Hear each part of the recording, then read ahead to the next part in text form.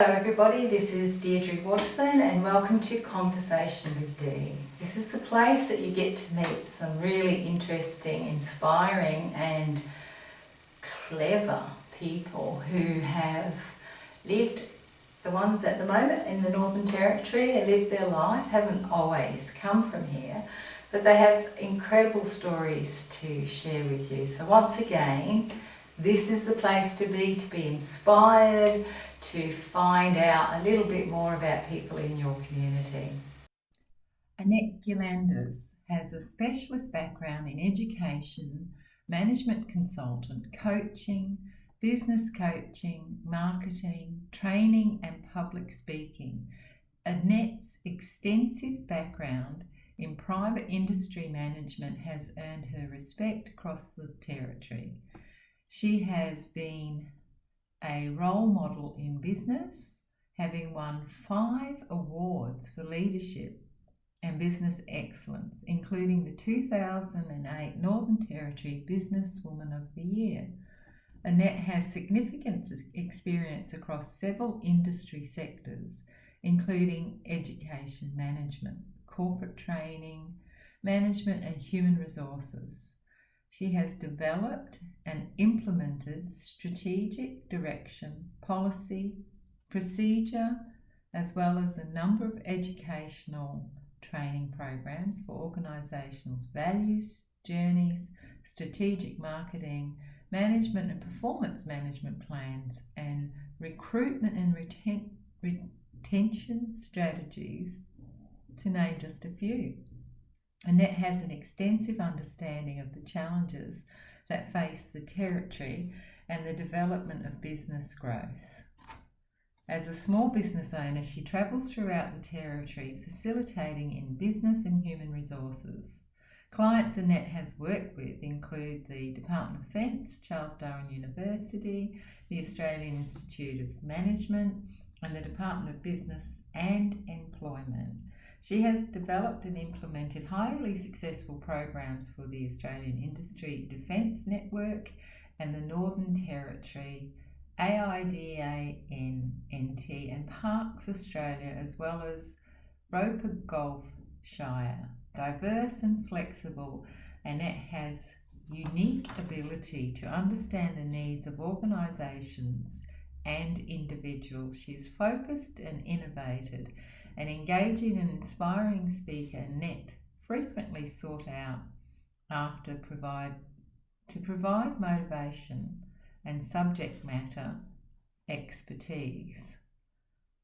Annette is now well established and respected as a business coach and expanding her focus in this area.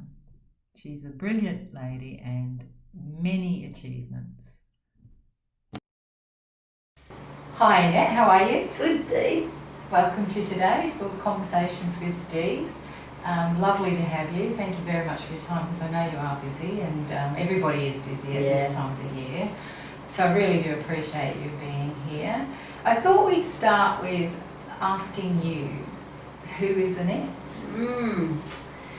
Sometimes I wonder who she is. I'm a passionate, determined woman. Yes.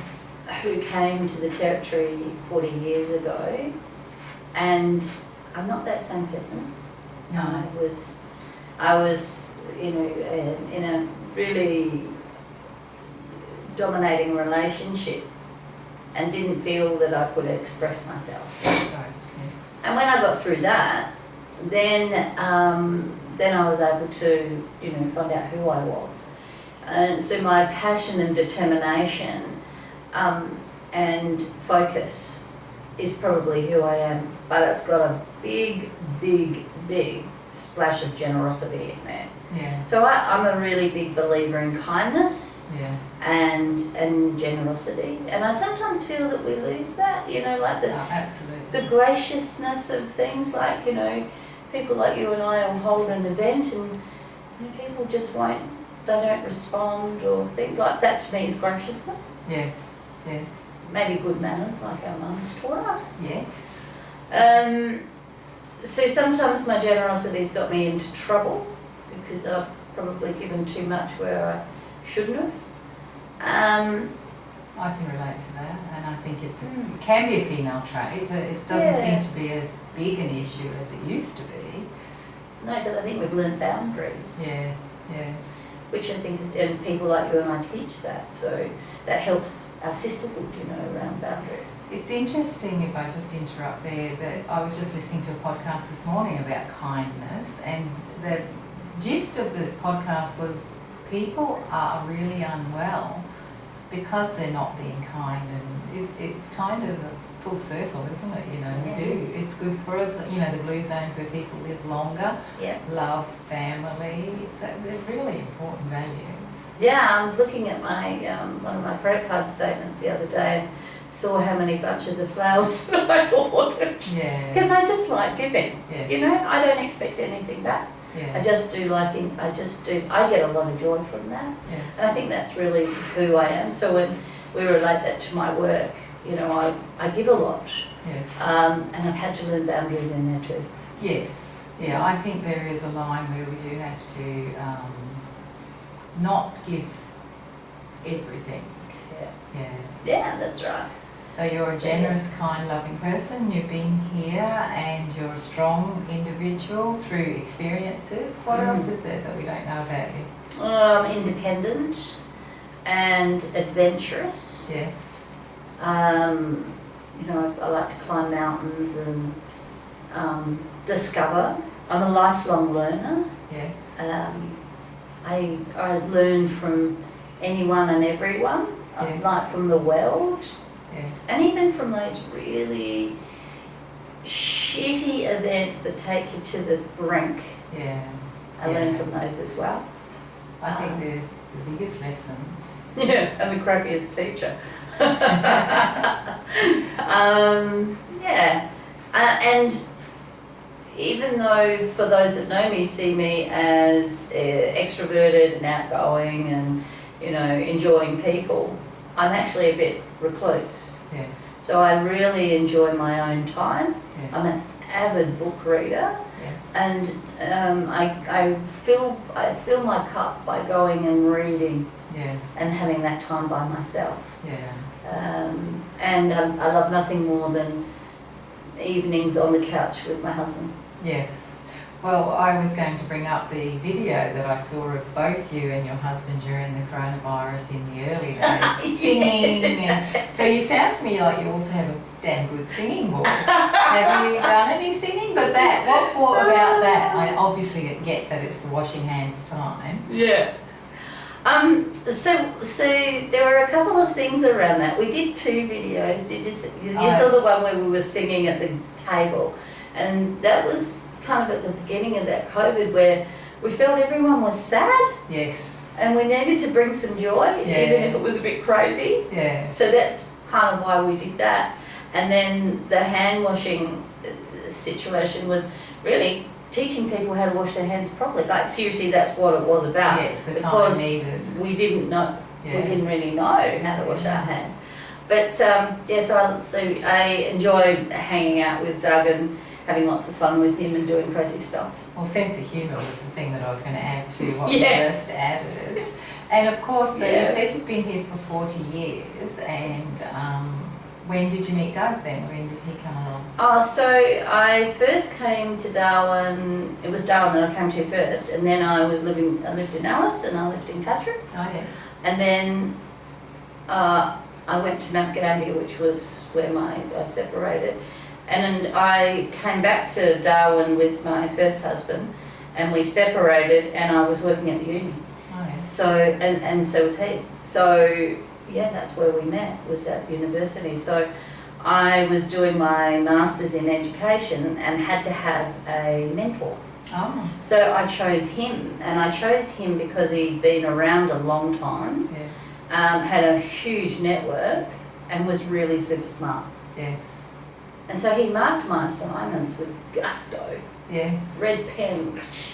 It doesn't make sense and stuff like that. So, he was tough on me, but it helped me a lot. Absolutely. And so the story just continued and evolved. Well, then I just thought I'd get revenge, so I'd marry him. Yeah. So but you can see from the outside looking in that you both got a great little relationship going and rapport off each other and bounce off each other. It's really lovely. It's really funny with him actually, because when we met, he kept asking me, "Have I met you before?" No. And then he'd come back with another question. "Oh, did you live in Victoria?" "No, I come from South Australia." And it went like that all the time. And in the end I said, "Why do you keep asking me that?" He said, "Because I'm just so familiar with you. I'm sure I've met you before." And then, you know, okay. And you worked together. You worked both. So when did that start? And I know that you did a book about that, didn't you? Yeah. So tell us about that. So we worked together at the uni and always worked well together. So then when I started the business, he was still at the uni, and I thought, that's right, and then he decided he was going to finish, and I said, "Oh, you're going to come and work with me?" And he said, "No." I said, "Oh, okay." So he actually started sort of a consultancy business of his own. All right. But I kept on engaging him. I kept on employing him all the time. And I said, "I think that, you know, the ratio of 80-20 is going out the window. You might need to join me." So he did. So the business, I'm sure most people that are watching do know, but there'll be others because this goes all over Australia. Yeah. Would you like to talk about the business? Yeah, so Biz North is a human resources training company. And, you know, anything to do with your people is what we do. Yes. A lot of the time we go into businesses to kind of untangle the messes. Yeah. And some of those messes start because people think that it's easy to go into business, and and they hire. I call it champagne hiring. Okay. So it's like, "Oh, Dee, I really like you. Come and work for me," and then it works out that it doesn't work. No. So we work on lots of those sort of things as well. Do a lot of business coaching, so really helping businesses. And one of the things that we've both found is that when a business owner says, "I've got a problem with the business," you actually look at them first. Yes. Because it's actually the business problem is sitting with them. Yes. And I know that sounds a bit harsh, but it is. I mean, now if we look at our businesses, they aren't anything without us igniting them underneath. And so if we're sort of feeling that, I can't get good staff, it might be your approach, it might be your thinking. You might sort of be thinking, "Oh, staff, cost me too much. They're too expensive. They're not a resource. They're a hindrance." So, it's kind of getting them to think differently about their businesses. And I know there was a time that Doug and I were kind of going, "Oh gosh, I'm sure we can't get good staff." And I actually realised we were saying that. We had to stop. Yes, I've done that myself in the past when I was managing my own studio or gym managing. Aerobic instructors can be quite hard to get, as well as not maybe doing exactly what you want them to do. And yeah, I agree, it's not necessary. You can be using that language, but that's not going to help. It's not going to help fix any of the challenges. No, and we tend to spread that language. Yeah. Everyone we talk to. Because people ask, "How's business?" And I must say, I'd love to actually ask someone, "Are you asking me to know whether I'm busy being in business, or how's my bank account?" Okay. I'm not sure what they mean by "how's business?" Yeah. Or, is your business okay? Because it's not good to judge yourself by your bank account, because in business, it's like surfing. You might have a ton of money at one minute and then none the next. That's not how you deem yourself as successful. No. So,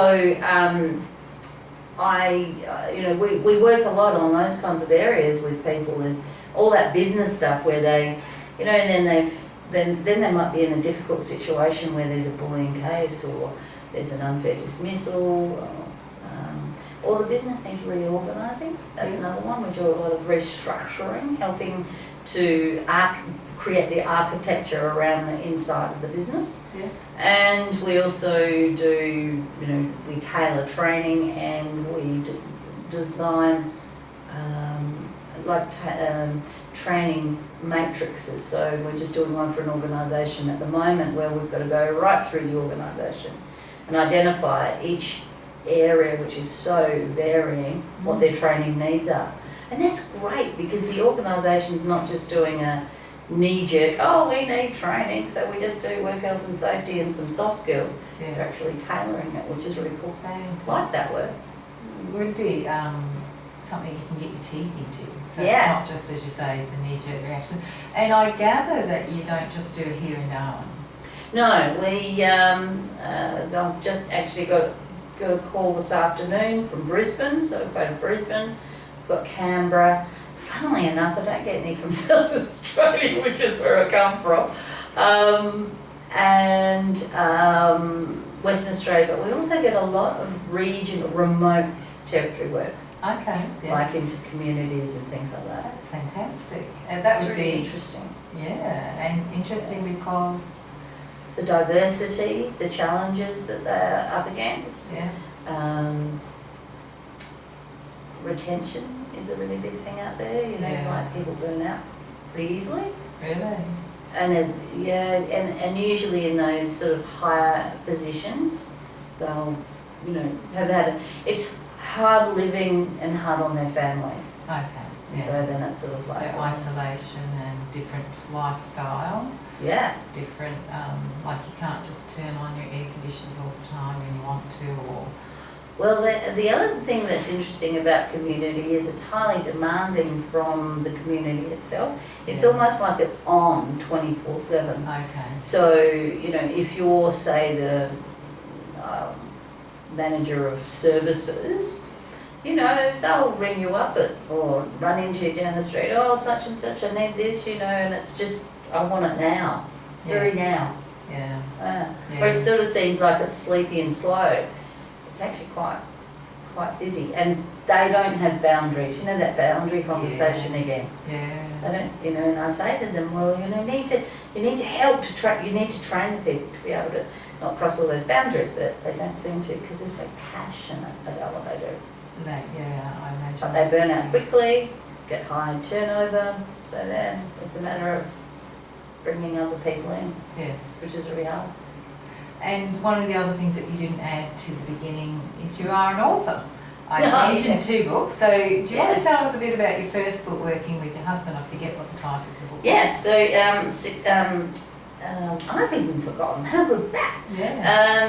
We can put it in the notes underneath. It's a successful business for couples, I think it's called. Yes. And what made us write that is because we have been really successful in working together, and there were some things we did, aside from our natural rapport, that made it work. We treated Doug working with me and me with him like recruiting someone else. Yeah. So we explored the values, we looked at the goals, we looked at how do we do, like who's going to be a decision maker, say in finance, how do we make those kind of decisions? Because I'd been on my own all the time, so I was kind of making my own decisions. Yeah. So then I had to kind of share the decision process. So there was questions around that. We wrote our own job descriptions. Oh, good. Because you've got to really understand who's doing what. Yeah. And that's often where, in working together as a couple, it doesn't, Blurred lines. it gets blurred lines. Yeah, absolutely. Totally. So we've always made sure that if one of us is working on the account, the other one does the finances to that account. Okay. So that we're always, you're always separated from that.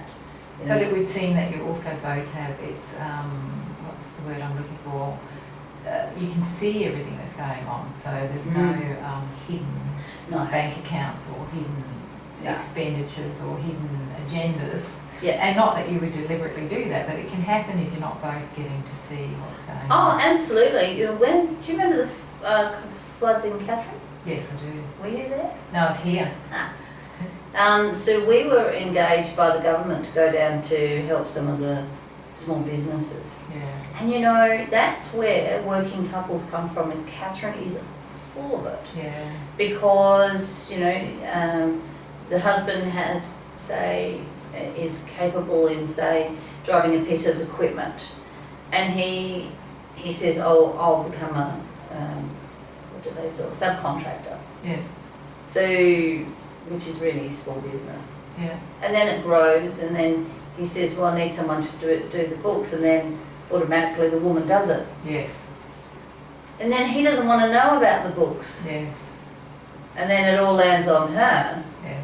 Well, we were quite at level in that. In fact, if anyone did the books and still does our books, it's Doug. Yeah. Oh, good. He did. Well, I don't have a head for the. I was advised by a bank manager years ago. You don't have to do your books and that, but you need to know your numbers. Absolutely. So I know my numbers. Yes. But I don't do the data type stuff. That's Doug's end. But that's really what we found. And a lot of those businesses were, the husband would say to the wife, oh, I don't do the people stuff. So you go manage, this lad. And she's saying, but I don't know how to, because I don't know the skills that you need. I can do the soft skill stuff, but I can't do that. And really it's because of the way that the business sort of formulates. Yes. It's just sort of stumbles in, oh yes, that's how you do it, so they've done no actual planning. Yeah. And I've found the same thing with partnerships. Yes. So not necessarily intimate relationship, but I've had a client where one of them owned the business. Yeah. And the other one worked for that person. Yes. And then they've bought into it. Okay. And they've come to me at the wrong time, because they need to be coming to see me before they buy. Yes. Which is, now let's work out, 1, how did we get the value alignment? 2, who's going to do what? Yes. And what are your job descriptions in essence? Because there's just that sort of evolution. Anyway, some of the, and that position that job I'm thinking of, or that business that I'm thinking of, they actually haven't survived. Okay, so it would have been early. So there's actual hands-on, do take away immediately stuff in that particular book. And if people want to get hold of that book, they just contact you at BizNorth? Yes, please. Yeah, wonderful. And now the other book that I've heard about recently is about business.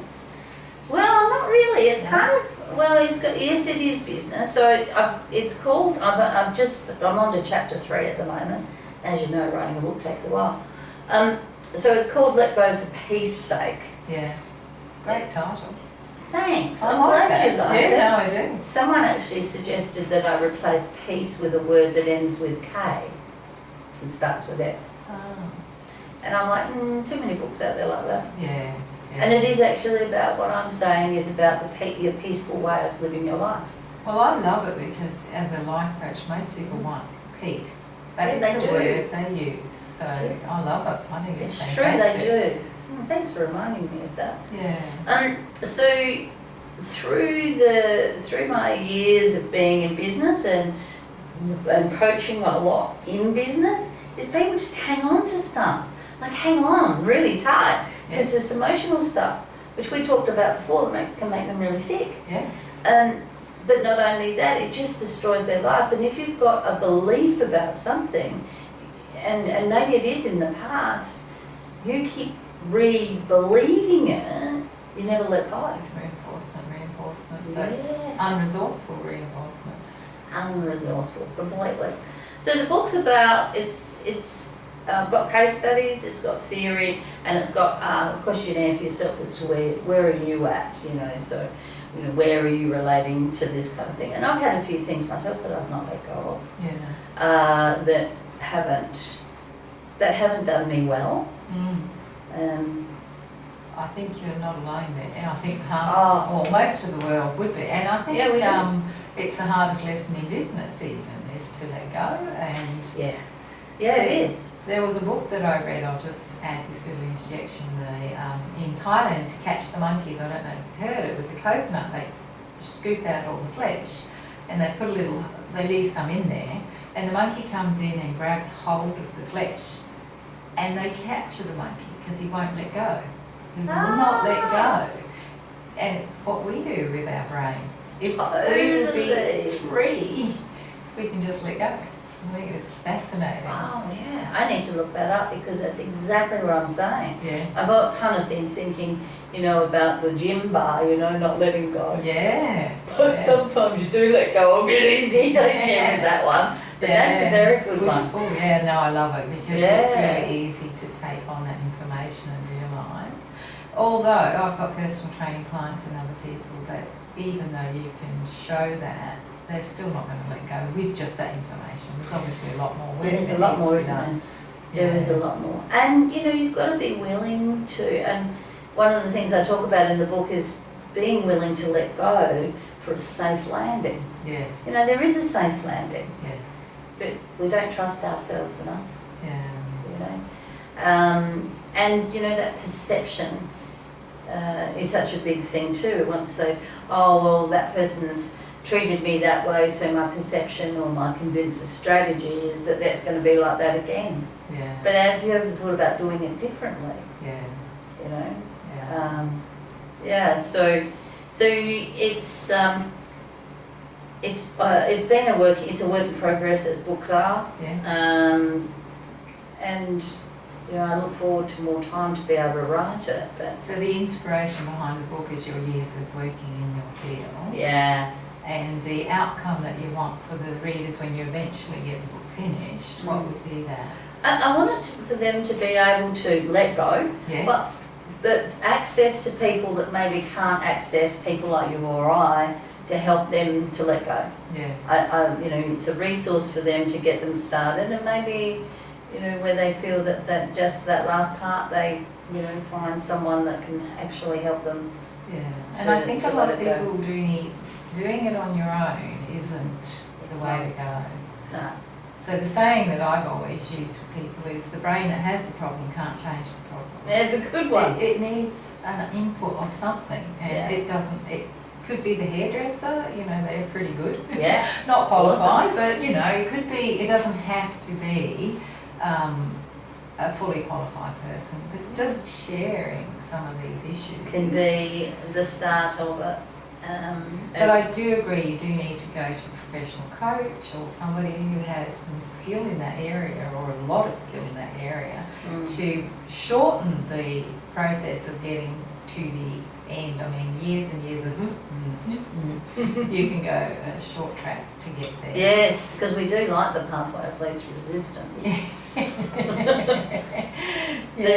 So and I enjoy the writing process, but I've got some really nice case studies in there, and I think that the reader will be able to find themselves in there without being confronted, which is important, because if it's sort of too, I need the reader to be able to say, oh yes, that's me, rather than oh, don't judge me or don't pick on me type Yeah.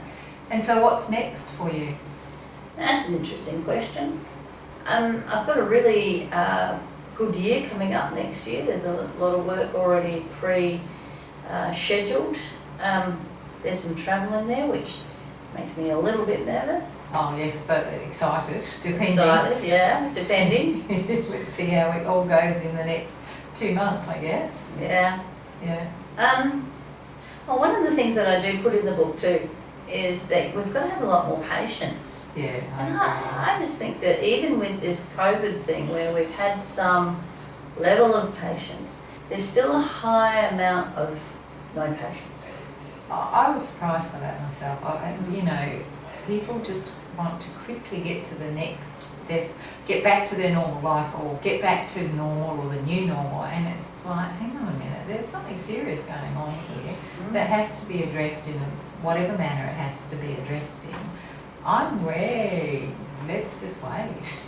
Yeah, and it's not going to go away. No. You can shut borders and all those sort of things. That's not going to keep it away. It is here with us. So when we're talking about a new normal, it's just like, well, you know what? It's a progression. This is what we have. It is what we have, and we need to be patient. And I think another thing about letting things go is the number of people I've spoken to that have been let down. Like, I had my 60th birthday in August, and I had a trip planned to America and New York and stuff. Nice. And I was really looking forward to it. But then I couldn't go. Yes. So I couldn't go, and I couldn't go. And I was just grateful for the fact that I was in a good country and that I was safe. Absolutely. I'm not sure if I'll ever get there again. But you know what? I bought a camper van and went travelling through the territory, and the Coburg Peninsula became my New York. Lovely. But it's glorious. Oh, it is. And I think that's the biggest bonus for Australia is people are staying in Australia. Yeah. I really do. But we need to let go of, oh, but I can't have, Yeah. you know, let that go and go, well, I'm grateful to have this. Oh, me too. Yeah. So if you had some last wonderful words of wisdom to share with this audience that goes quite vast around Australia. I think that we need to, well, every night that I go to bed, one of the things that I do is that I actually say about 3 or 4 things that I'm really grateful for in that day. Yeah. You know, what was I grateful for in that day?